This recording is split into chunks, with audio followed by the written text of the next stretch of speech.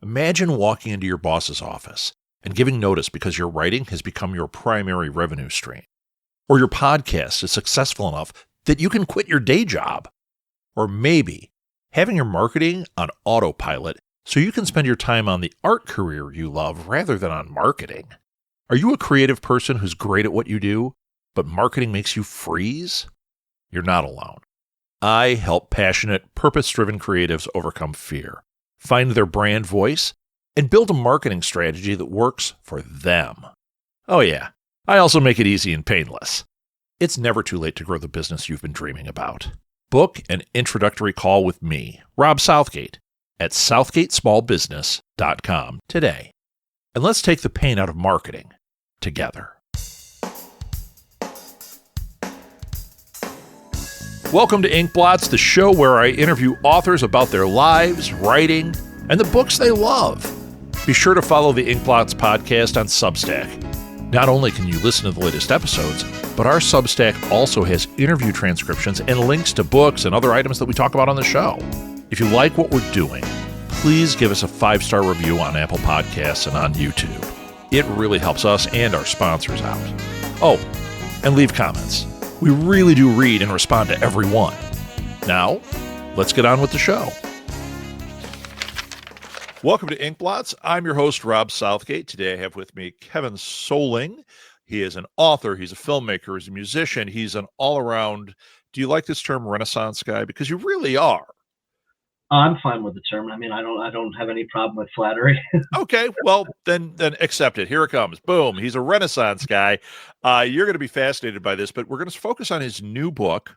But I'm going to let him speak a little bit about himself, and we may delve into some of the other things he's done. Let's start with you, and then we'll talk about the book. Cevin, why don't you tell people who you are, what you do, give a little background. This is the spotlight is on you now. Sure. Wow. I mean, I work in lots of fields. I work in film, work in music, academia as well. I got stuck in school for a long time, but that didn't inhibit me from pursuing other projects as well. And so I'm still sending out papers and doing research. But I've been kind of blessed and fortunate that I can kind of pursue the things that I'm interested in. And fortunately, I've managed to find an audience in many of the things.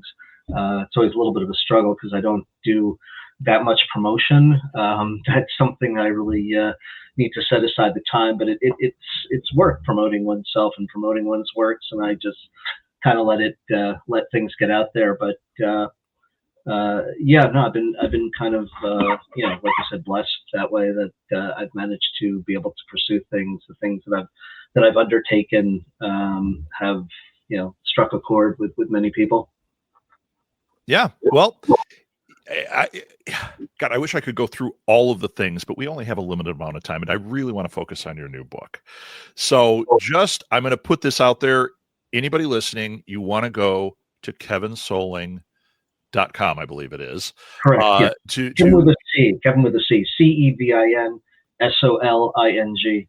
And we'll put that in the show notes as well. Yeah. But you do want to go and peruse what he's done. You're just gonna find him so fascinating. I'm telling you, we could take any one of these elements and spend a lot of time talking, but that's not what we're doing today. So today we're going to talk about your new book, the Rumpleville Chronicles. Is this a series of books? Is it one book? It's actually 9 books. It's 9 books. Yeah, it's a series of 9 books, and they're illustrated short stories. They're designed to look like children's books, but most of them aren't things that you'd want your kids to read unless they're precocious and somewhat disturbed. I have little kids, and at least one of them is safe. I don't mind reading them. They're very sensitive, so I'd be a little careful about some of the others. But they're not necessarily meant really for kids unless they're really dark like I was, and have a certain temperament. But they're I grew up listening to Tom Lehrer, who is he'd sing about necrophilia and bestiality and what have you. Poisoning Pigeons in the Park, one of the greatest songs ever, right? There you go. So that kind of, I mean, well, I didn't completely understand, I guess, the subject matters when I was listening, but I gradually grew into it. Right. And it's sort of like that, where you can read it, you won't necessarily get anything if you're little, but it's certainly for an adult audience, even though they have all the appearances of children's books. One of them, for instance, is so the inspiration of each one is a little different, or comes from different places. I because I work in film, I have a lot of friends who are actors, and I direct and produce. I don't. Yeah, I know my limitations. I can write. I'm not very good at drawing. I can direct, produce, and write movies, but I mean, I can do some acting, but because anyone can. but true actors, they really devote a lot of time into their craft and are good at many things, and really put their lives into it. So I wrote this one story sort of as an homage. It's about this young woman. It's called Tiffany Brittany Brooke, who decides she wants to, young woman decides she wants to go to Hollywood so she can fulfill and pursue her dreams of becoming a prostitute. But she ends up getting sucked into the sleazy world of acting, and it's the whole step down.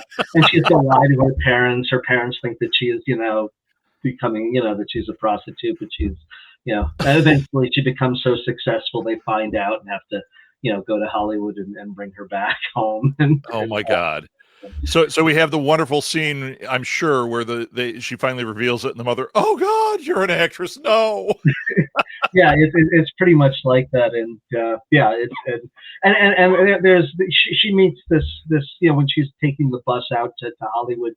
There's a subplot going on where she meets this old man who, I mean, the theme of the story is to follow your dreams, is never forget, and this old man is telling her she needs to go for it and pursue her dreams, and how when he was young he wanted to be a serial killer who carves, writes cryptic messages in people's blood, and he's like, but now I'm too old. And she's like, oh, come on, you're never too old, So she tries to flip it on him and encourage him to follow, his dream.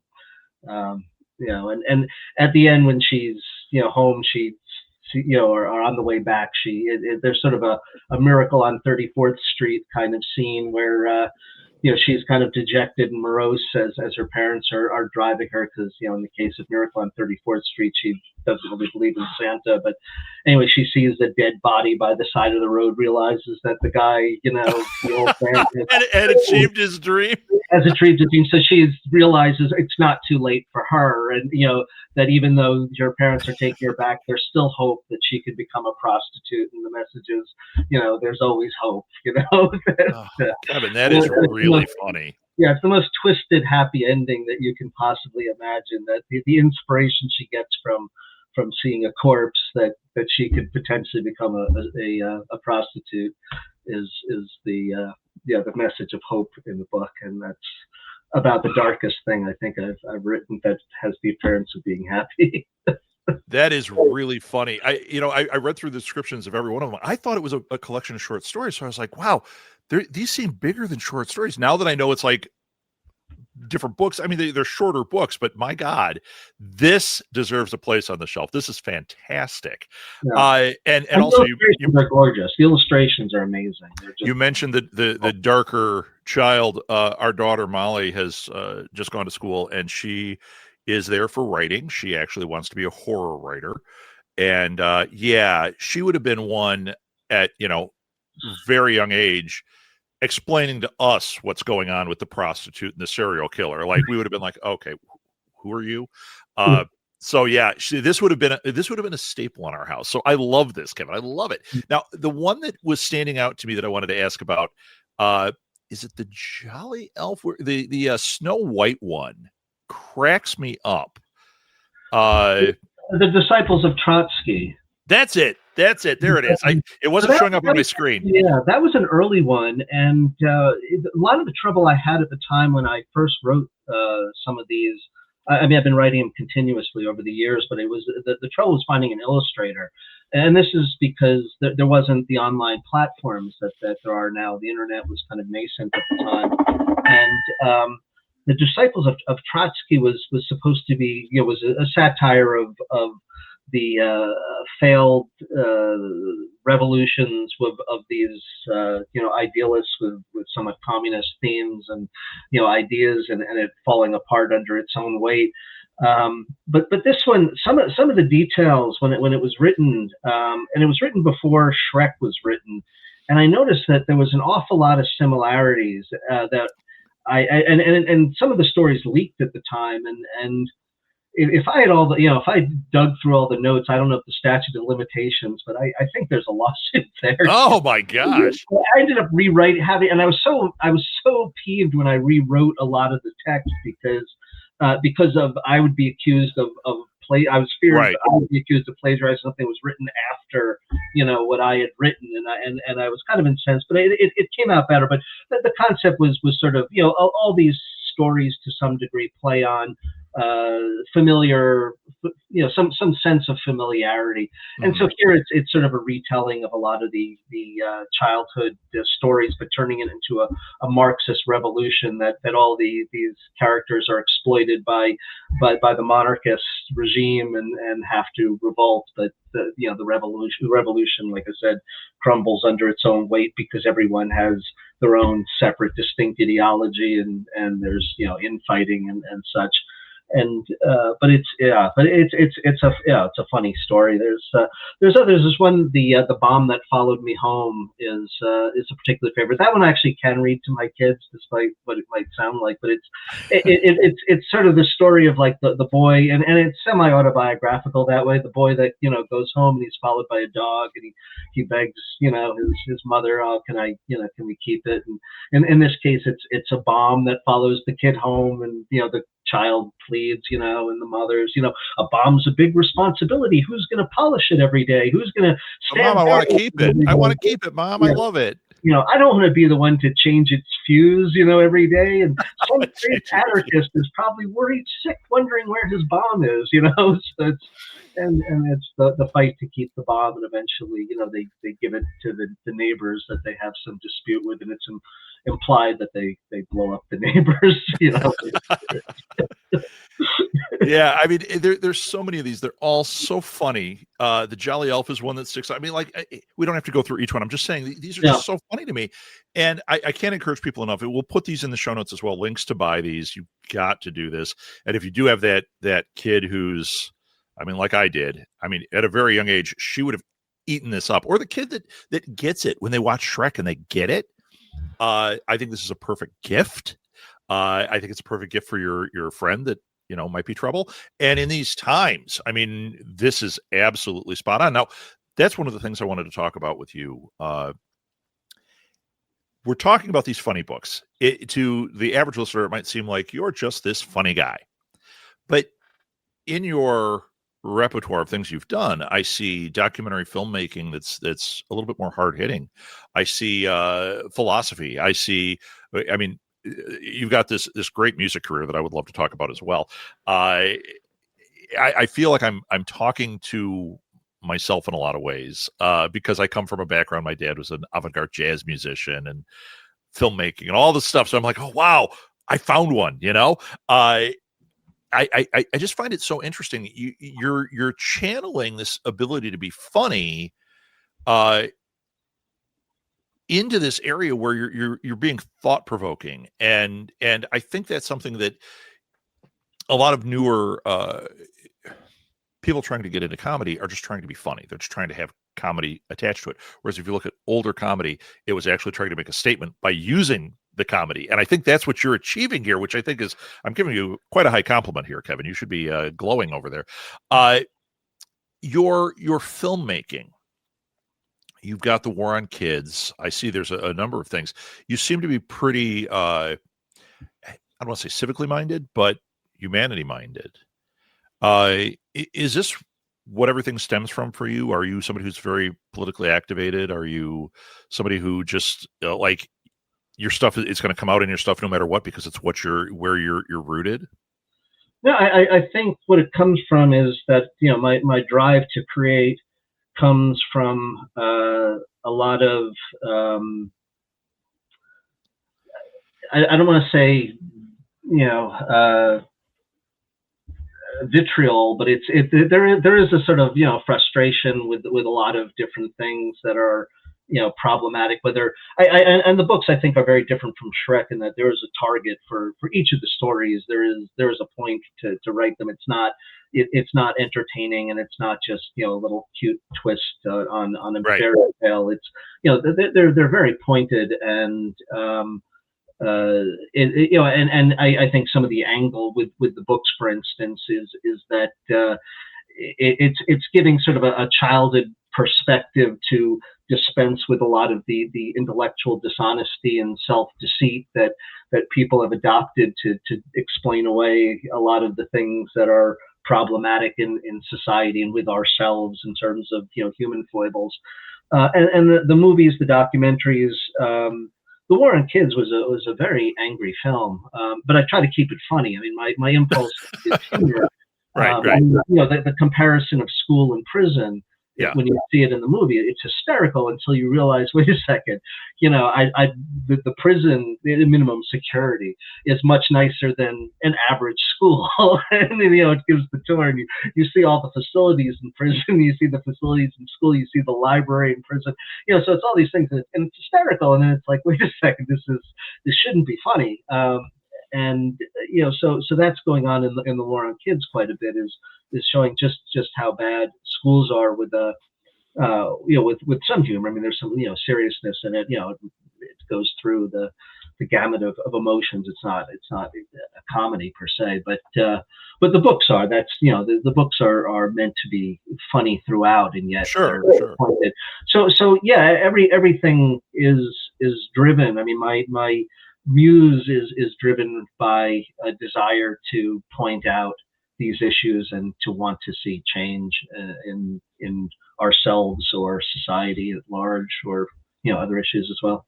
Yeah, I think humor can pretty effectively do that as well, and I think you're wielding it well here. What is the Student's Resistance Handbook? Is that part of like an attachment to the War on Kids, or is that just another project? It's another project, but it was certainly inspired by War on Kids. Wasn't my first film, but it was like when I came upon that one. It was the first. It came out before there started to be a whole trend toward movies about education in schools, and it came out before Waiting for Superman, and which was corporate funded advertisement for charter schools. It was this was an indictment of the education system, and as an extension of that, I wanted kids to really understand just how most kids have some know that there's something really wrong about being in school, that being deprived of all your civil rights and placed in an environment where you're forced to associate with people that you don't like, where the very first lesson in schooling is obedience to authority, and it has to be the first lesson because the system couldn't function otherwise. It requires obedience to authority. Kids have to shut up and eyes forward and not talk whenever they're not asked, and line up when they go from one classroom to another and be there at a certain time. So the whole structure, and when that's your very first lesson, there's all sorts of ramifications to that. So this is a way that well, one of the ramifications, and one of the worst ramifications, is the way that schools are responsible for a high degree of suicidal ideation. The Centers for Disease Control gives reports, and this goes out before social media. You can see these numbers are disturbing, so you can't blame it on Jonathan Haidt. Right. 12, and he's correct in all of his assessment of social media. But you see this predates it, and the numbers are just absolutely astounding. That it's 1 in 6 students seriously considers suicide, and 1 in 12 will make an attempt on average, and that number is insane. I just can't believe that number is true. But every 4 years or 5 years they do this report, and it doesn't change. Yeah. And the Student Resistance Handbook it's a way for kids to basically cope with the stress of schooling by knowing that they can take steps to undermine the operation of their school. If they want to take advantage of the suggestions and recommendations, all the power to them. But even if they don't, try to take down their schools, which is what the book really tells you. It's an anarchist cookbook for students. For students, yeah. Yeah, it's an anarchic. Yeah, precisely that. But it's everything in there is legal. Although there is a section which tells you, there's a link to what the CIA, resistance technique, and so don't do this. Wink, wink. And but the rest of it is all legal tactics that kids can use. And like I said, even if they don't do it, it's empowering and helps them cope with the everyday stresses of school, knowing that they're not completely powerless in an environment that tries to make them powerless. So you've got your fiction arm and your nonfiction arm, and I'm getting clear messages here of kind of where you stand. And once again, I think you and I are very similar. I'm just enjoying this so much. With your fiction, do you think that I wonder how to word this? Do you think the way you're using fiction, like we're using these, we're going to call them fairy tales, but they're not necessarily fairy tales. Do you find that the response has been it does get them thinking, it does get them questioning, gets conversation started in a different way than if you just said, here's a book of terrible reality? You know what I mean? Do you think that your fairy tales impact people's thought process and get discussion going in a different way?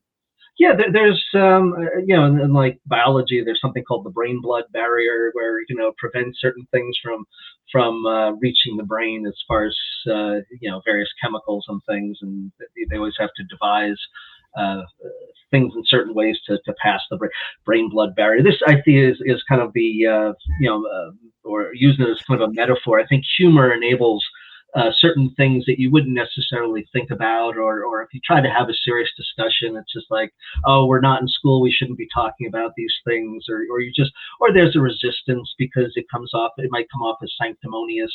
And this is a way that you can kind of think about stuff on your own terms.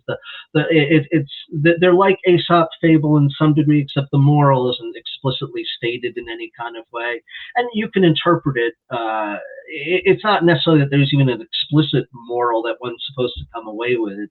It's more just like, oh yeah, I recognize this, and I know where this is coming from, and this is familiar, and I never really thought about extracting it in that kind of way, and it's more like that, and you can do with it what you want as far as it goes in terms of how you decide to respond. But it does drive people, and the early the reviews I've seen have been precisely that it gets people thinking in various ways about certain.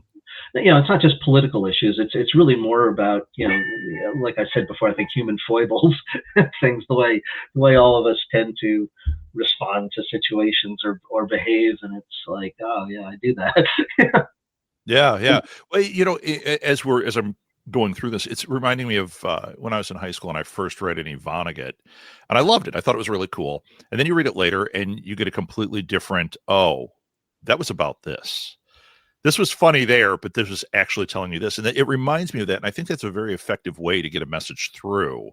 And it's a fine line because sometimes it just falls into comedy, which can, that could be a very short-lived thing. Being in marketing, I always tell my students about, marketing, using comedy in marketing. It's like, oh man, be careful because they may chuckle the first time. And after that, the message doesn't get through because they're done. They're not interested. So it's interesting that you found that balance. And that it can be with kids, but it's really aimed at adults. And I think that's special. Do you think that using these, like, you've got serial killers, you've got prostitutes, do you think that delivers more because it's making us play in a darker area than if it was princess and whatever? Like you're in a darker area all the way around. Do you think that is more effective in delivering the message? It doesn't go into the details of. Well, I was hoping not. It's treated so lightly. It's like you were saying, your daughter's into horror and things like that. I'm actually not. I do have a very sensitive, temperament where I don't like horror movies and I don't like gore. But I think it's sort of introducing taboo topics in a way that's. Integrates them with the appearance of children's literature. It's that that paradox, that schism, the way that the two don't belong together, the way that both generates the humor and also has you appreciate, wait, these are actual features of our own world, and here they are having this intrusion into a world where you never see them before, and they don't belong, and yet I don't go to, they are cartoonish representations of these things. It doesn't go into it beyond that, beyond the invocation and discussion. You don't ever see her actually prostrating. Okay, so it's more like Grimm fairy tales. When you read the original Grimm fairy tales, they're pretty dark. Those are darker. Yeah, they're pretty dark. Those were written for kids. Yeah, those are darker. Yeah, that's what I'm saying. They're not. There's no humor to temper the things that take place. Right. But it is an effective tool. I mean, especially if you read it to them and you get in discussion with the kid, you're going to get a lot more out of it, and then they end up a horror writer. That's what happened in our house. So, I had another really solid question I wanted to ask for before, and it's eluded me a little bit. Now you've got 4 different degrees. None of my texter tells me what degrees you have. Did you get one in philosophy? My English one was technically in philosophy because my thesis was, dealt with Schopenhauer and the fundamental will. So it was a philosophy thesis, but the degree was technically English. Because I see in what I'm reading, I'm seeing the philosophy mind, approaching things that way, as opposed to, the philosopher that gets you thinking rather than just telling you. It's like dealing with a coach versus a consultant that goes, do this, or how do you think you'd do this? And I think that's interesting, and that I'm seeing that come through in what you're doing. Were you always politically minded? Yes. Is this something like your family was as well? No. and that's precisely why. No, my parents are very authoritarian, and it was weird because but it isn't. If you've ever, I've done some traveling into some pretty crazy parts of the world. Some of it, a lot of it for film, not exclusively, but what's weird, and I hadn't really made this connection before, but a lot of the most dictatorial, authoritarian nations. The people actually in certain realms have a lot more freedom than we have in our society. It's interesting. There's how that works. The spheres of freedom. You don't have anyone telling you, there's a law against walking on that side of the street at this time of day, and whether you can swim in something or water there or whatever. There's so many rules and laws that micromanage our existence that we sort of have come to accept that just don't exist, and you feel this exhilaration and freedom in places where they don't have that kind of micromanagement. But obviously, if you criticize the government or something to that effect, bad things will happen, which is an understatement.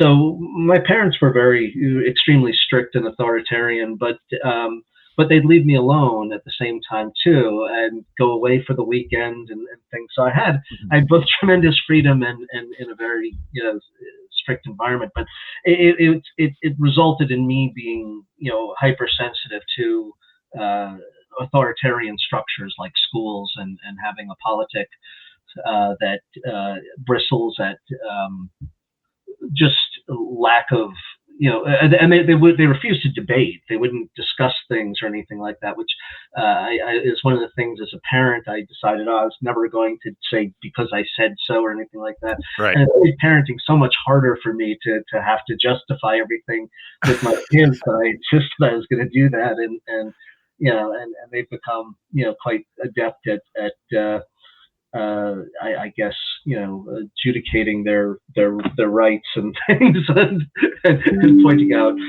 hypocrisy of sorts that might make things more difficult for myself. But it comes from from sort of the opposite of what I had, and just the sensitivity to these things and wanting to, to change, make changes, and point out, hypocrisy. Sure.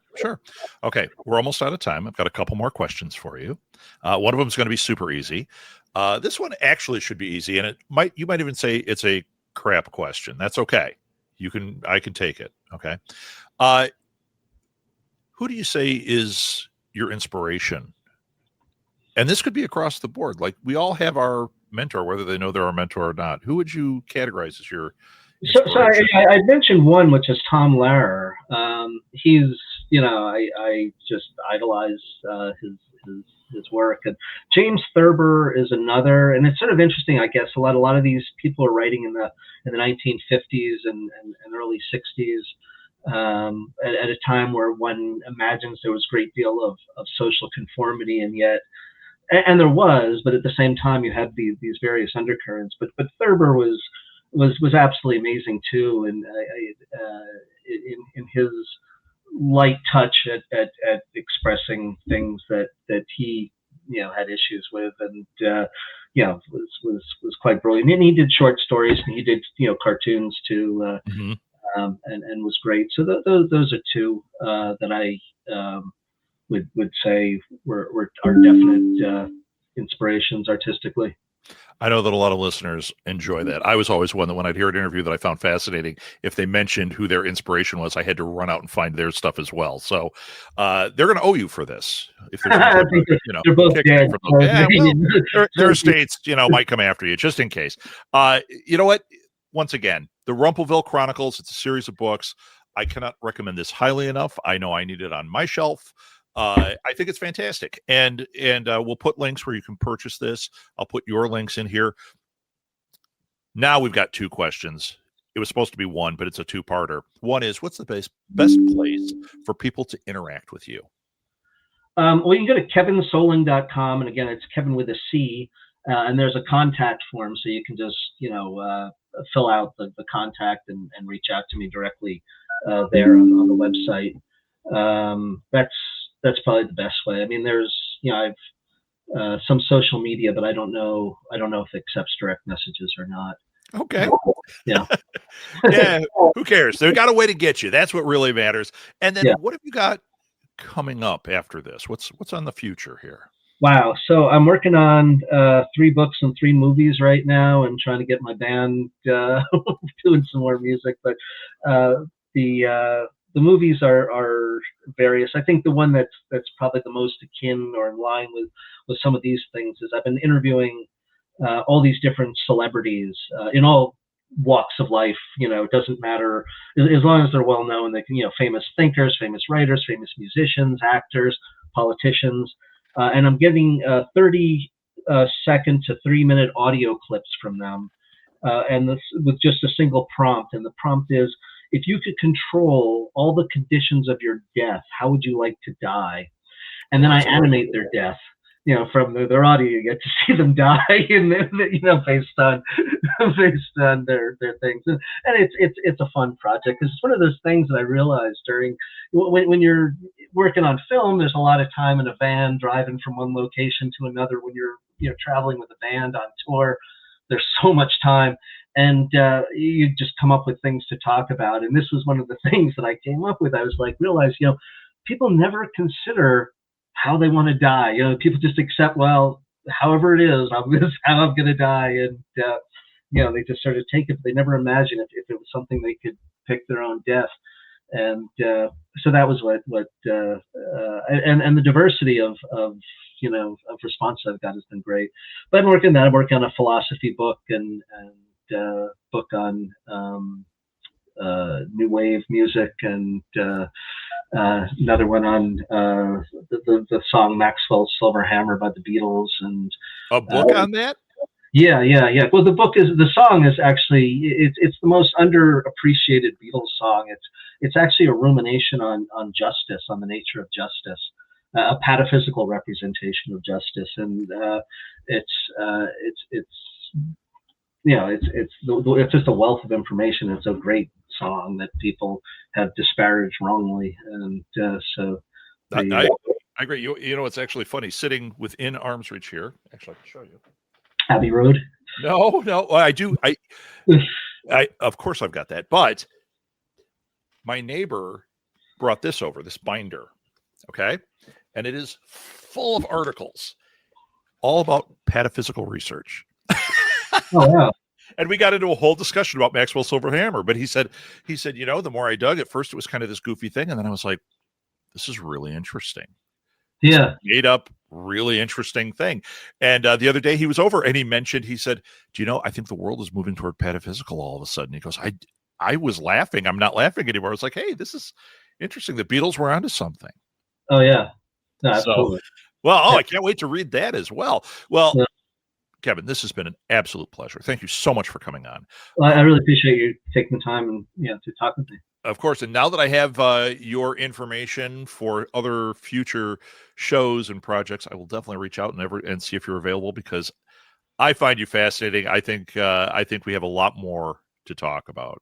So thank you. I was kind of surprised that since you were talking about your jazz roots and stuff, that you given that the one, I don't know if you saw the cartoons that I created. I did. They were great.